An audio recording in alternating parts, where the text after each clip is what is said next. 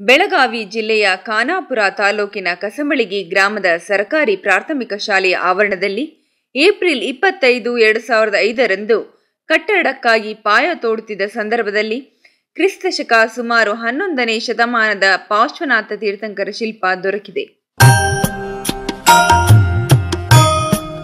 ಕಪ್ಪು ಮಿಶ್ರಿತ ನೀಲಿ ಛಾಯೆಯ ಬಳಪದ ಶಿಲೆಯಲ್ಲಿ ಕಂಡರಿಸಲ್ಪಟ್ಟ ಈ ಶಿಲ್ಪವು 115 ಸೆಂಟಿಮೀಟರ್ ಎತ್ತರ ಮತ್ತು 47 ಸೆಂಟಿಮೀಟರ್ ಅಗಲವಾಗಿದೆ. ಕಾಯೋತ್ಸರ್ಗದಲ್ಲಿರುವ ಮೂರ್ತಿಯ ಹಿಂಭಾಗದಲ್ಲಿ ಬಲಪಾದದಡಿಯಿಂದ ಮುಡಿಯವರೆಗೂ ಅಂಕುಡೊಂಕಾಗಿ ಸುರುಳಿಗೊಂಡಿರುವ ಸರ್ಪವು ಮೂರ್ತಿಯ ಶಿರೋಭಾಗದ ಮೇಲ್ಭಾಗದಲ್ಲಿ ತನ್ನ 7 ಹೆಡೆಗಳನ್ನು ಕೊಡೆಯಾಗಿ ಹಿಡಿದ ಹಾಗೆ ಬಿಚ್ಚಿಕೊಂಡಿವೆ. ಇದರ ಮೇಲೆ ರತ್ನಾತ್ರಯ ಪ್ರತೀಕವಾದ ಮುಕ್ಕಡೆ ಇದೆ. ಸರ್ಪದ ಎಡಬಲಕ್ಕೆ 2 ಹಿಡಿಸಹಿತ ಚಾಮರಗಳಿವೆ. ಪಾರ್ಶ್ವನಾಥನ ಶಿರೋಭಾಗದ ಮೇಲ್ಭಾಗದಲ್ಲಿ ಪ್ರಭಾಮಂಡಲವಿದೆ.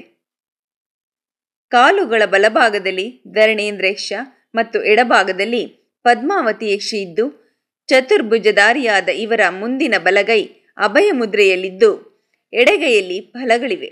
ಮೂರ್ತಿ ಕೆತ್ತಿದ ಶಿಲ್ಪಿಯ ಕಲಾಚಾತುರ್ಯ ಮೆಚ್ಚಲೇಬೇಕು. ಇಂತಹ ಒಂದು ಸುಂದರ ಅಪರೂಪದ ಮೂರ್ತಿಗೆ ನೂತನವಾಗಿ ಮಂದಿರ ನಿರ್ಮಾಣ ಮಾಡುತ್ತಿದ್ದು, ದಿನಾಂಕ 28 ಏಪ್ರಿಲ್ 2017ರಿಂದ ಮೇ 5ರವರೆಗೆ ಪಂಚಕಲ್ಯಾಣ ಕಾರ್ಯಕ್ರಮ ಹಾಗೂ ವಿಶ್ವಶಾಂತಿ ಮಹಾಯಜ್ಞವನ್ನು ಹಮ್ಮಿಕೊಳ್ಳಲಾಗಿದೆ.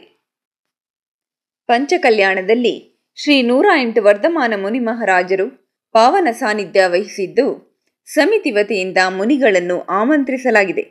ಭಟ್ಟಾರ ಕುರುಗಳ ದಿವ್ಯ ಉಪಸ್ಥಿತಿ ಇರುತ್ತದೆ. ಶೀಘ್ರವೇ ಜ್ವಾಲಮಾಲಾ.news ಅಲ್ಲಿ ಆಹ್ವಾನ ಪತ್ರಿಕೆ ಪ್ರಕಟಿಸಲಾಗುವುದು. ಹೆಚ್ಚಿನ ಸಂಖ್ಯೆಯಲ್ಲಿ ಶ್ರಾವಕಿಯರು ಬಂದು ಕಾರ್ಯಕ್ರಮವನ್ನು ಯಶಸ್ವಿಗೊಳಿಸಬೇಕಾಗಿ ಸಮಿತಿ ಸ್ವಾಗತಿಸಿದೆ.